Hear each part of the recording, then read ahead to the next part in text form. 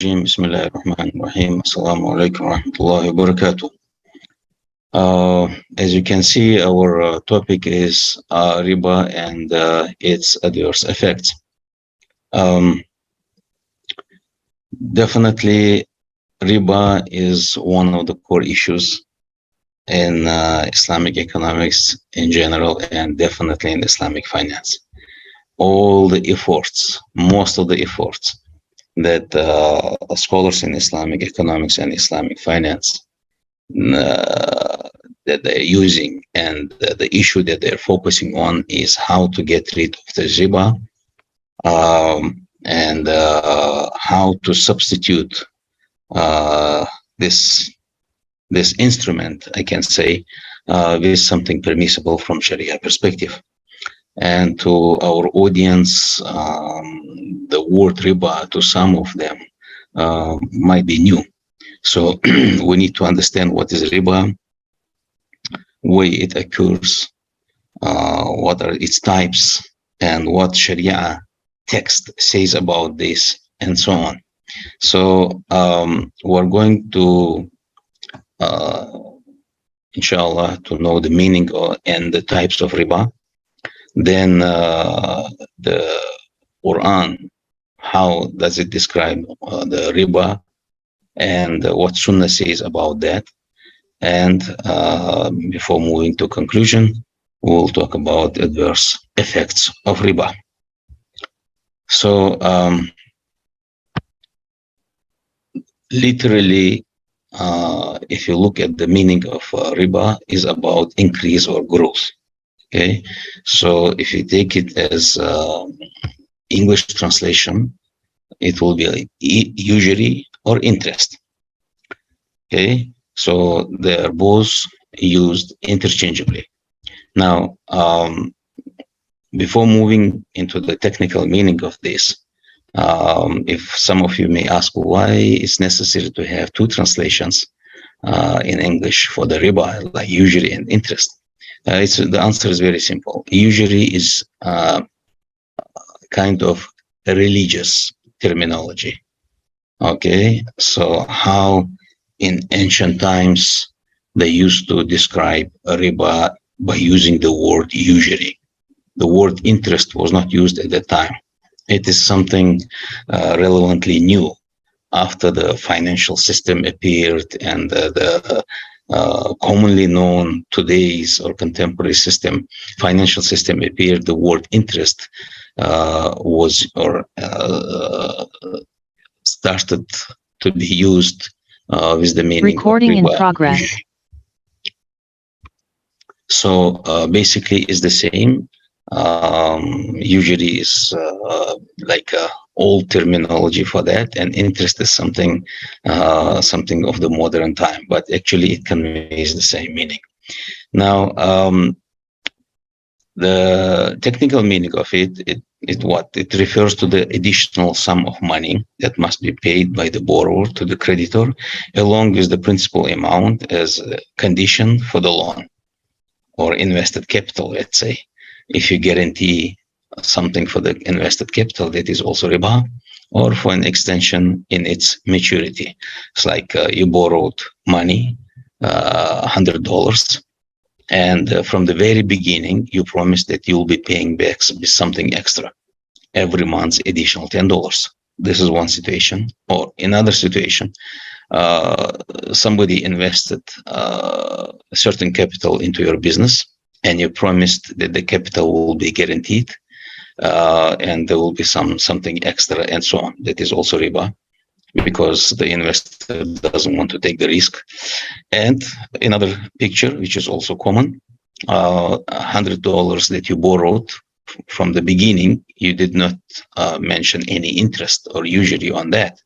But because you started to be late, the creditor is not happy, and you promised it after 1 month to be returned, for example, but you are taking 2 months, 3 months, and now you need an extension. So because of this extension, the additional interest comes. That's also riba. Doesn't matter whether you agreed upon this from the very beginning, or somewhere in the middle, or eventually at the end. the creditor asked for something extra, doesn't matter. Any loan, okay, or any invested money which is guaranteed with something extra, that is considered riba, which is of course prohibited in Islam, definitely. So usually we have two types of riba: riba al-nasiya, or something that we call riba al-jahiliya. Okay, so Jahiliyyah, it's like the ignorant times, the times before Islam, because they didn't know anything about Islam, what is halal and haram. So we call it sometimes riba in credit, and it is prohibited by Quran and Sunnah, which means this type of riba is stated in the Quran and in the Sunnah, which means the text of Sharia. And riba al-fadl, riba on cash. This type of riba is mentioned in hadith of Prophet, which is in Sunnah. Okay, so but doesn't matter whether they are mentioned in the Quran, I mean any type of it, or mentioned in the Sunnah, both of them are prohibited, and there is no doubt. And when generally text of Sharia, be it from the Quran and Sunnah, prohibits riba, it applies to both of them. Okay, to both of the types, doesn't matter. But we are explaining how usually this riba takes place. Now, riba al-nasiya or riba al-jahiliya, I just brought the translation of the ayah. This is just part of the Quran that describes the issue of riba. Okay, there are some other ayats as well, but this is from Surah Al-Baqarah. Okay, and Allah subhanahu wa ta'ala explains, tells us, or describes us what would be the condition of those people on the day of judgment, or on day of resurrection. Those who consume interest, or usury, okay, cannot stand on the day of resurrection except as one stands who is being beaten by Satan, the one who is possessed, who doesn't understand what he is talking about, the way he looks like, the way he behaves as if he is possessed and beaten by Satan. This would be, beaten by Satan into insanity. So it's like, it looks like insane person, while other people are normal. He will look, I mean, just because of this look, the people around him will understand that this person, during the lifetime, during this dunya, he was involved in interest. So this is the indication immediately, even before questioning starts. Okay, that is because they say trade is just like interest, but Allah has permitted trade and has forbidden interest.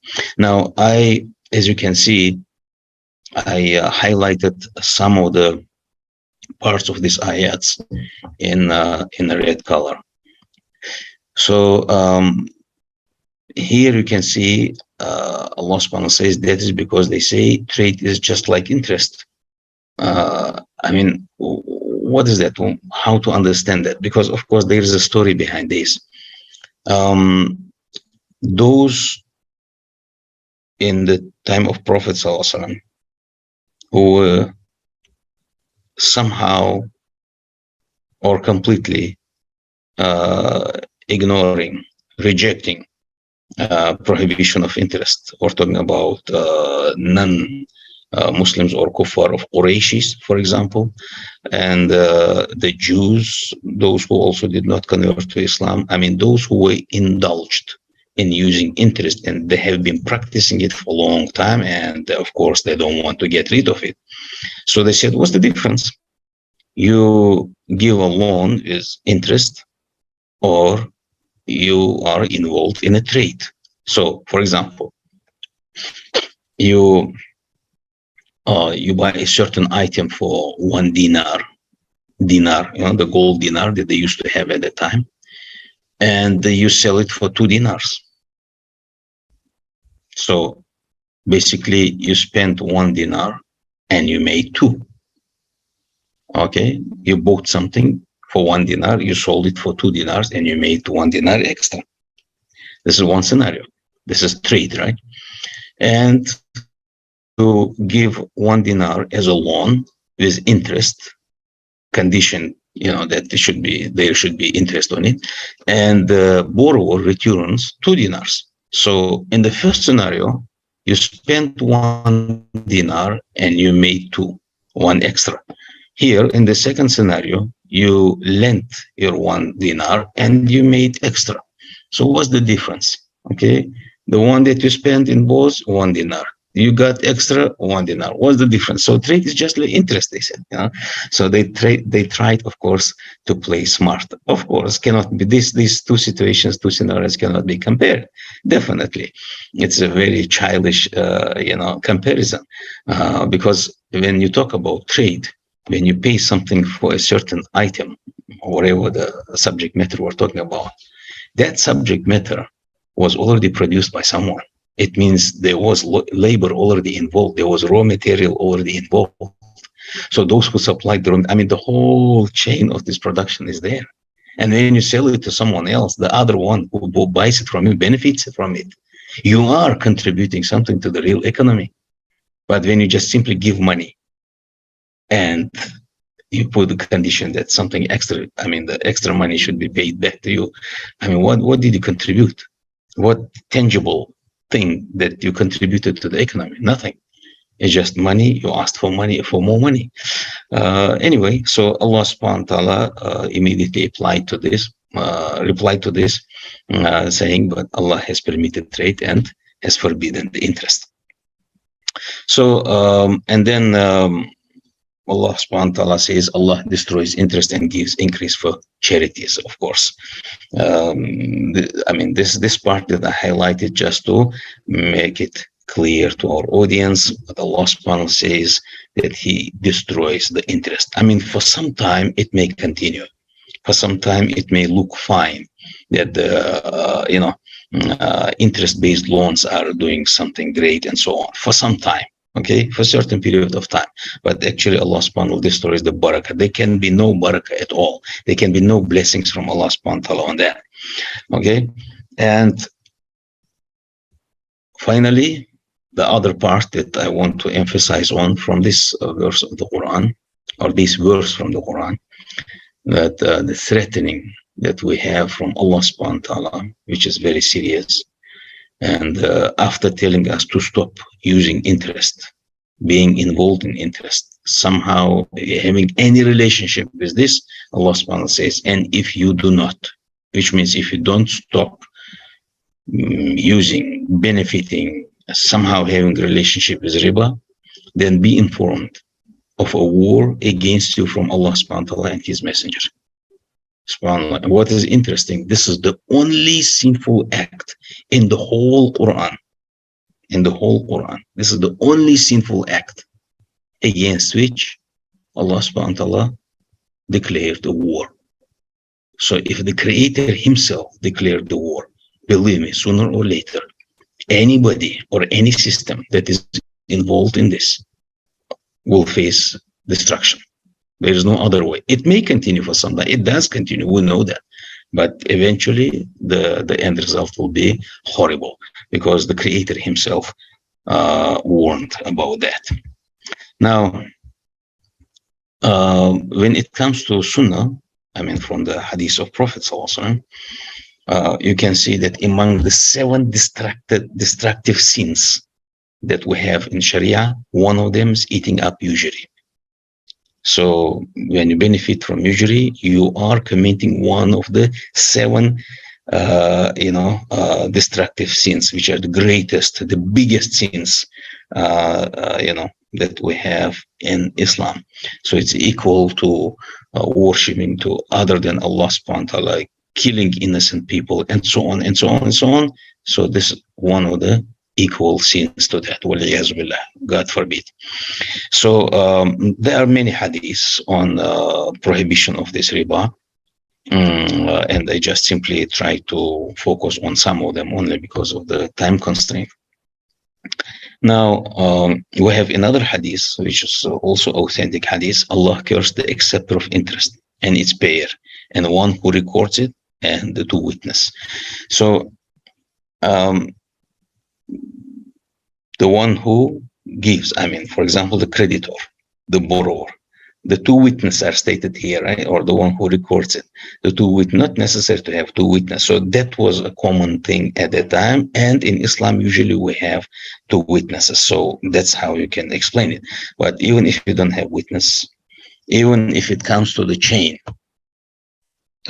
of anybody who contributed. Let me give you this example. For example, you know somebody who is looking for a loan, interest-based loan, okay? And then he's making some inquiries. By the way, do you know anybody who can help me on this? And then you say, well, I know there's one institution for that, a financial institution, wherever it is, or the bank, or I know a person who can talk to him and he can give you interest-based loan on that. Oh, well, okay, let's try, for example. And it happened.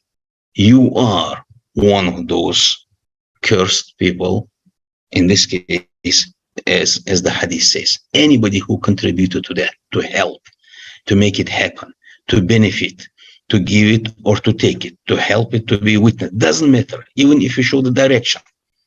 Okay, so you all contributed. To that extent, it is very serious.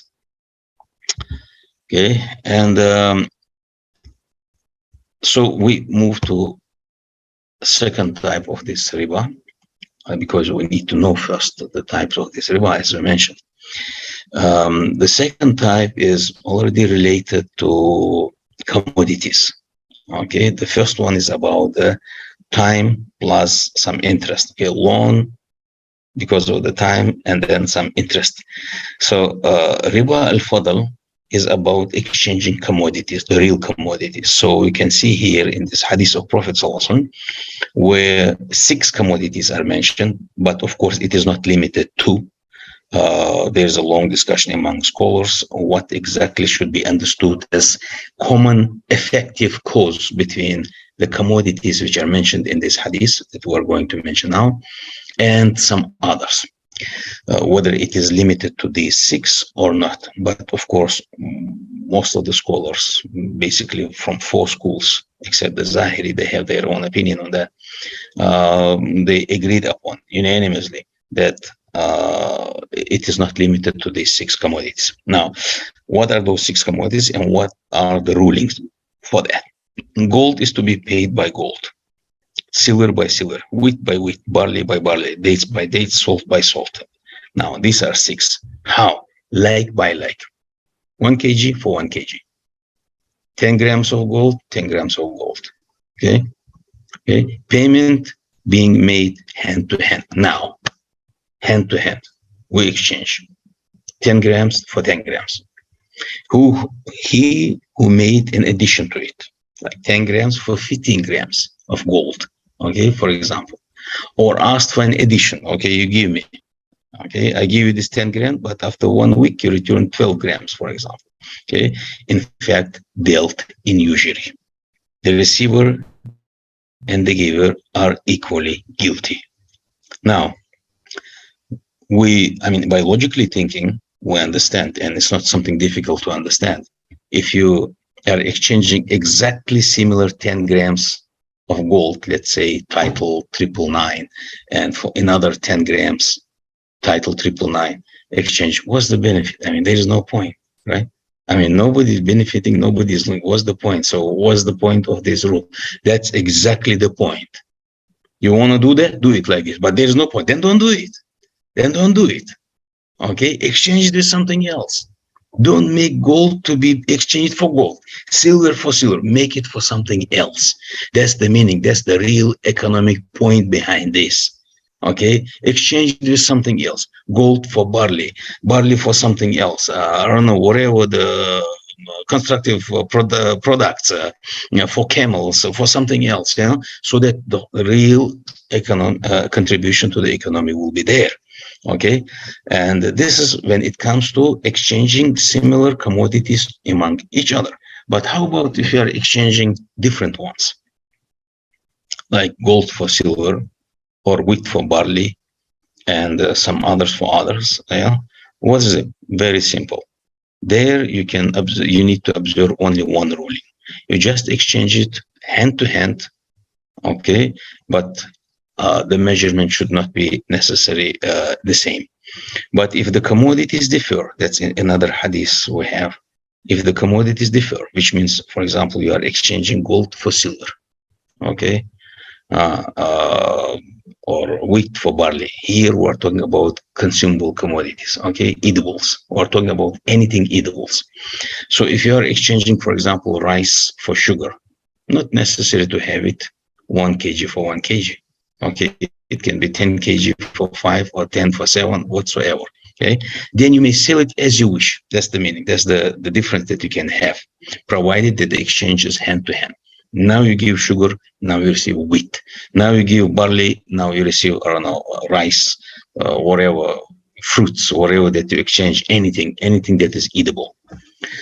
Now, if it comes to your mind, for example, is it that much difficult, in Islam to have a trade? No, it's all about edibles. If you are talking about something that is not edible, like phones, I don't know, anything, furniture, cars, there are no rules applied at all. You can exchange and then ask for something more than that. It's up to you. I sell to you this car so that I don't know how much furniture, whatever that we describe and agree upon, you will pay it back to me partially later on is deferred payment. It's up to you. Okay. And another ruling that we need to understand here is that when on one side you have commodities, be it edibles or others, on another side you have money, for example. At that time, gold, silver, and gold dinar and silver dirham. Today we have fiat money, right? The paper money. So if you are buying something with paper money, then there is no ruling at all, no restriction at all. You can make a payment now, receive commodity later on. Okay, you can pay partially now and receive commodity immediately. You can receive commodity now, you can pay later on, partially, by installments, full amount, as you wish. Okay, it's only when you're exchanging these, the edible commodities on one side, edible commodities on another side, that is very serious, so that you do it at the same time. Okay, so and based on through the instrument of analogy, which is extremely important instrument in our Sharia, to extract the rulings, all ulama agree that today's currencies, today's fiat money, it plays the same role. It is also included in the above 6 commodities through analogy, as I mentioned, because they play the same role as gold dinar and silver dirham at that time. Okay, gold that is mentioned and silver that mentioned in this hadith is not limited to items, for example, a ring or a necklace or whatsoever. Gold dinar, it was gold and it was a money. And silver dirham, it was silver and it was a money. So today, fiat money, even though it doesn't have its own intrinsic value, which is gold or silver inside there, but it plays the same role as gold dinar and silver dirham at the time. Even though, of course, it cannot be put on the same level because it is fiat money, definitely constantly facing inflation, and this is another issue. We're not going to talk about that because of the time constraint. But today, among people, it's a unit of account, and people agreed upon this, and is being used among people, and that's why, because of this analogy, because we make comparison between fiat money and gold dinar, that's why it is haram to take a loan with interest-based loan, for example. It's interest-based. That's the issue, because if otherwise, any one of us could challenge it, saying like, look, fiat money, paper money never existed in the time of Prophet ﷺ. So who gives you right to prohibit something that never existed in the time of Prophet ﷺ? But this issue is not about that. The issue is that the effective cause that we have between the gold dinar and silver dirham on one side and fiat money. So it's a unit of account. It's a money. We measure things with that. So that's why it plays the same role. That's why there is a riba on it.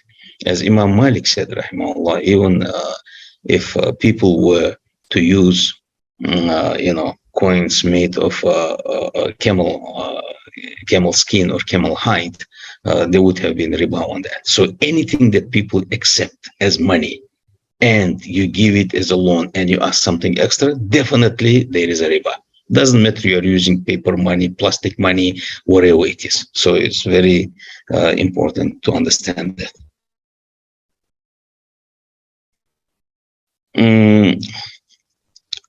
Okay, this was a kind of very brief introduction, I can say, just to let you know, and to understand the types of riba, and that our contemporary currencies, doesn't matter which currency, as long as the government behind this, and and you give it with condition to be paid back with something extra, which means there is a interest on it. That is riba, and that is prohibited in Islam. Definitely, there will be no barakah at all. Now, when it comes to cryptocurrencies, definitely you are also interested in it. Cryptocurrencies, if you are using it as a money, I mean, we have different opinions of scholars about that, whether to accept it or not, and this and that.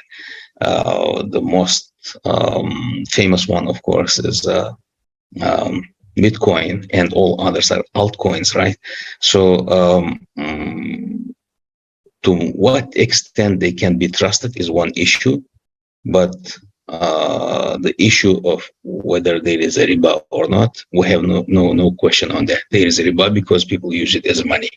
You can buy something, you can exchange, you do almost like the similar transactions like this money. The only issue is that there is no single government that stands behind this and says, this is our money and we are in charge of this. But it is being used among millions and hundreds of millions of people, if not more than billion, I don't know. I have no statistics on that. So there is a riba.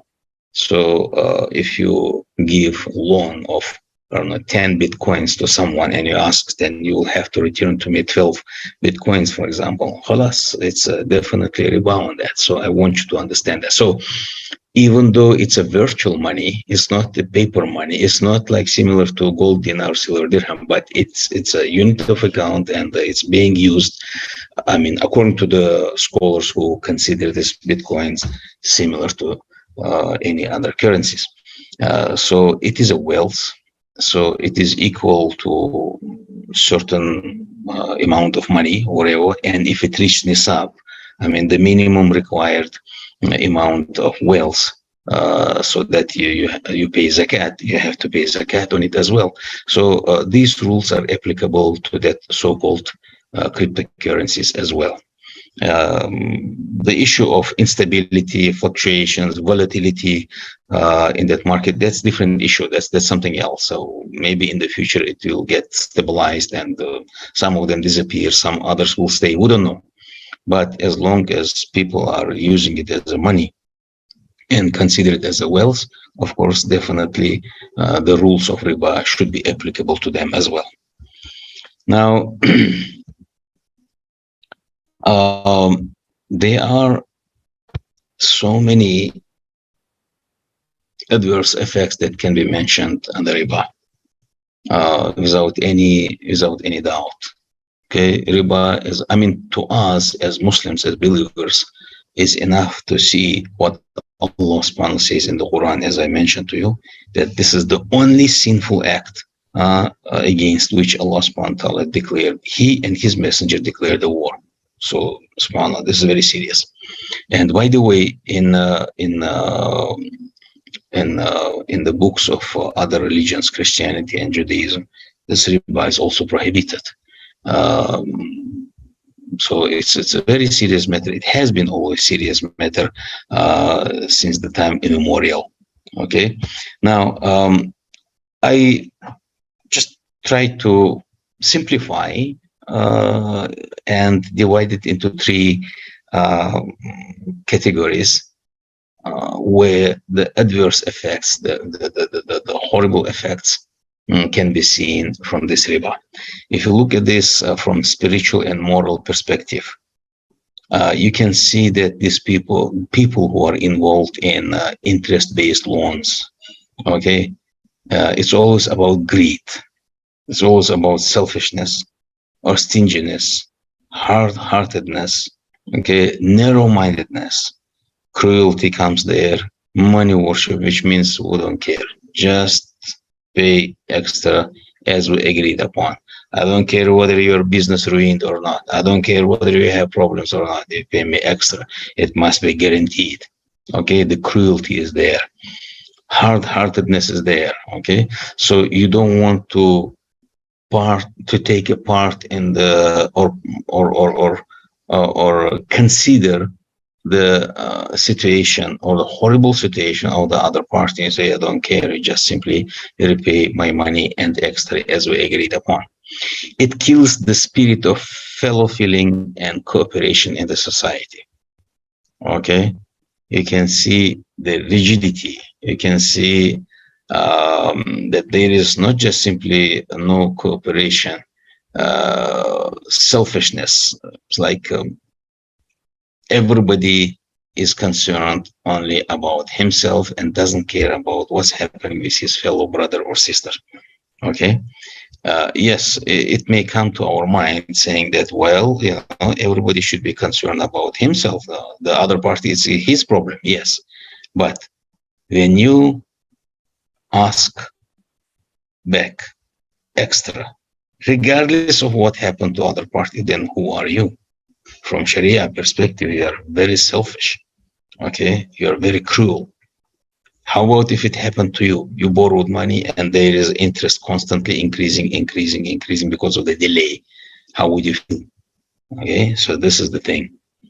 Now, from the social perspective, it's honestly, I consider it as exploitation.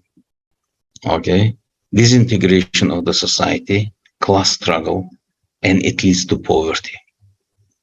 Poverty to the majority, to the laymen, to the simple people, or those who faced bankruptcy. Okay, it's not an instrument to help your fellow, neighbor, friend, colleague, whoever, fellow in the society. No, it's all about just to use the chance and take something extra, regardless of the price that the other party is going to pay, how difficult and how hard it is for the other party. So that's the cruelty, of course, and it leads to definitely class struggle, I can say, and then there will be definitely, in the society, there will be definitely gaps between those who hold those instruments, those who are the creditors, and those who are borrowers and unable to pay as they agreed upon. So the gap increase. And in Islam, it should be the other way around. The gap should be constantly, we should be trying constantly to minimize the gap between the rich people and the poor people by paying zakat, having the sympathy to them, and helping, charity. There are so many even institutions that we have in Islam, like Waqf institution, a zakat fund, and so on. So this is all about minimizing the gap between rich people and the poor people. Now, finally, we are coming to the most important, I can say, out of these three, from the economic and political perspective. Some may not agree with us when I say there is no actual economic development, but rather poverty and enslavement. Well, this world is working in a different way. The traditional financial system has been there for hundreds of years, and financing based on interest, it has always been the case. Yes, we know that. That's why they are constantly printing money. We know that. But it doesn't mean that before Allah subhanahu wa ta'ala, it has a barakah. And this is the right way. We're talking about Islamic economics, not something that people do.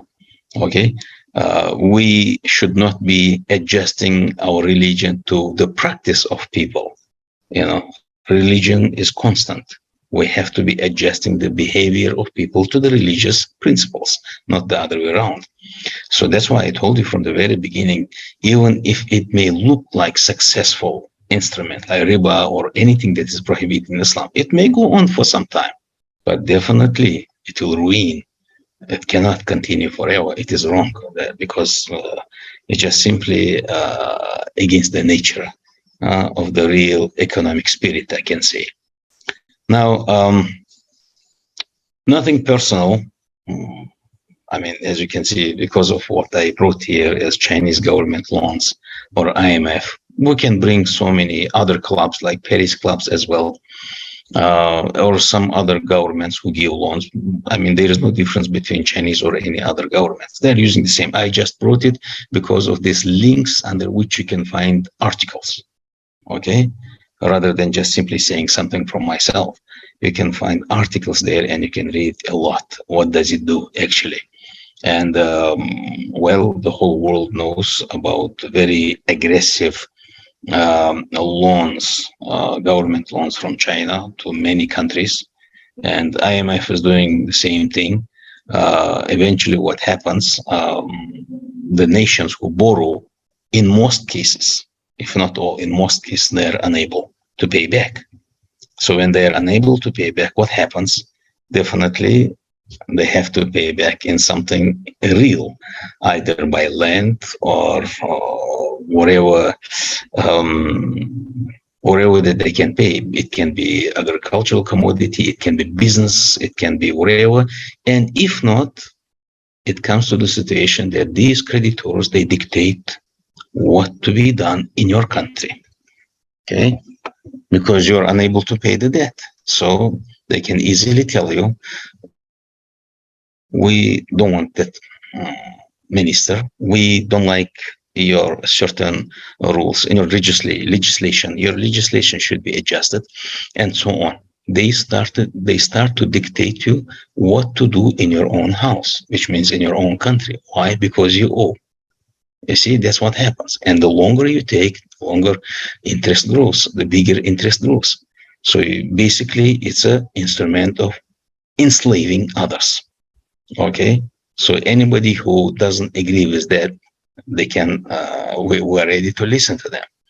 See, and as I mentioned, in most cases, countries are unable to pay as they agreed upon. Okay, so you by default it comes to your mind that the creditors were given exactly for that purpose, knowingly that these borrowers, these countries, which are in a very horrible economic situation, they will not be able to pay back.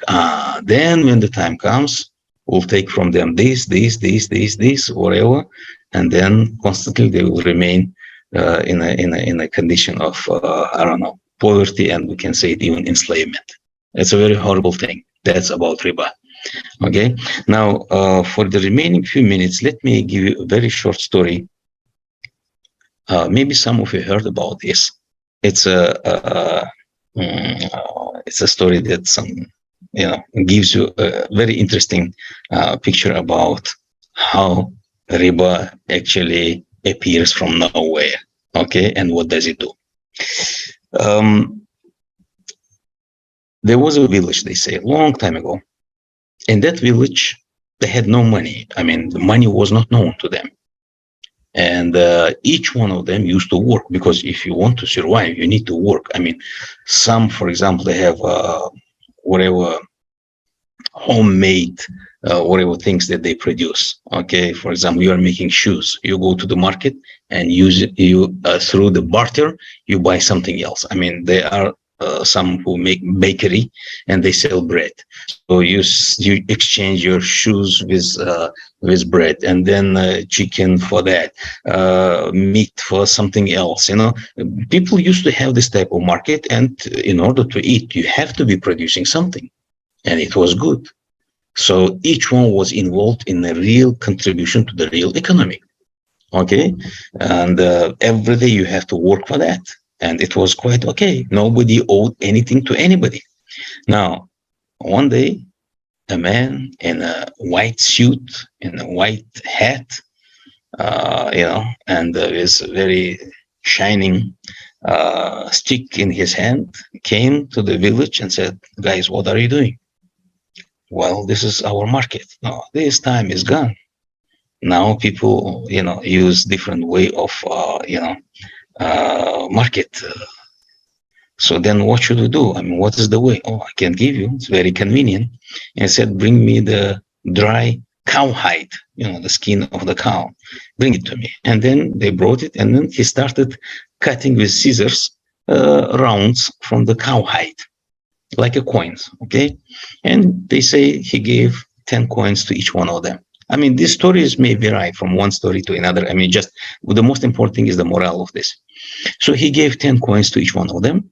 And they said, okay. And they made it like unit of account. Okay. They gave measurement for that. Okay. This one coin is equal to, let's say, one chicken or 25 eggs or this and that, whatever, 1 kg of meat, 5 bread, whatever. So they agreed upon. So the market started. One coin you buy and this and that. Wow, people got relaxed, very easy, very convenient. You don't have to work every day to produce something to go for barter and so on. And said, "You like it? Very easy." "Yeah, thank you very much," and so on. Okay, he said, "I'll come next year and just a kind of appreciation. Each one of you give me 1 coin. Just a kind of appreciation after 1 year." So he comes after 1 year. Some of them, of course, the money moves from hands to hands, Some of them easily gave because they already have 15, 16, 18, at the expense of others, of course. Those got less because it was distributed 10 coins to each house. So, and some of them couldn't pay because by that 1 year, all the money was already spent. I said, "How come you cannot pay? I gave you 10. "Yeah, but I spent." No, I'm not talking about that. I gave you a loan of 10 coins, and now you cannot pay back even 1 extra.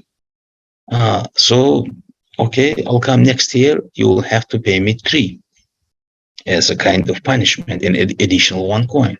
If not, then I'm going to take some part of your whatever of your property.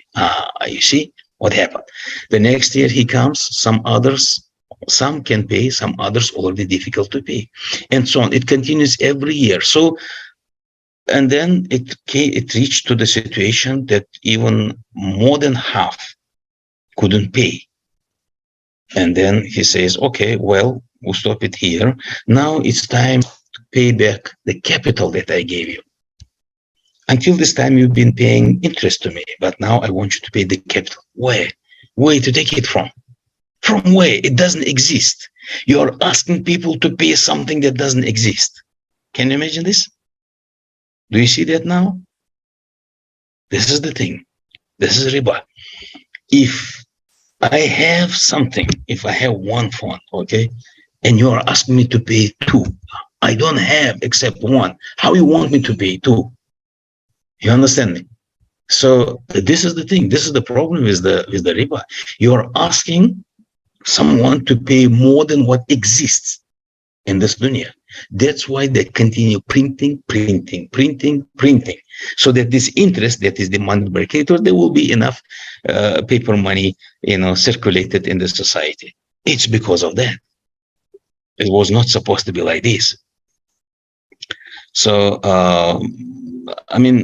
there is a lot to be explained, of course, but I just want you to know from this story, the moral of the story is that riba is always about the instrument that is used by creditors to take from you something that doesn't exist in terms of money, for example. If not, they will take the actual commodity from you. They gave you paper money and they will take something actual, the real one from you, the real commodity from you. That's about the riba. That's about the spirit of riba. That's the main reason why Allah subhanahu wa ta'ala cursed it. May Allah save us and may Allah guide us to whatever will please Him, subhanahu wa ta'ala. So it's 9:45 exactly. I wouldn't like to take the time of others because it will be wrong. And here, especially in this session, we're talking about what is right and what is wrong. So I believe moderators are there, and I'm ready to pass this to the next speaker.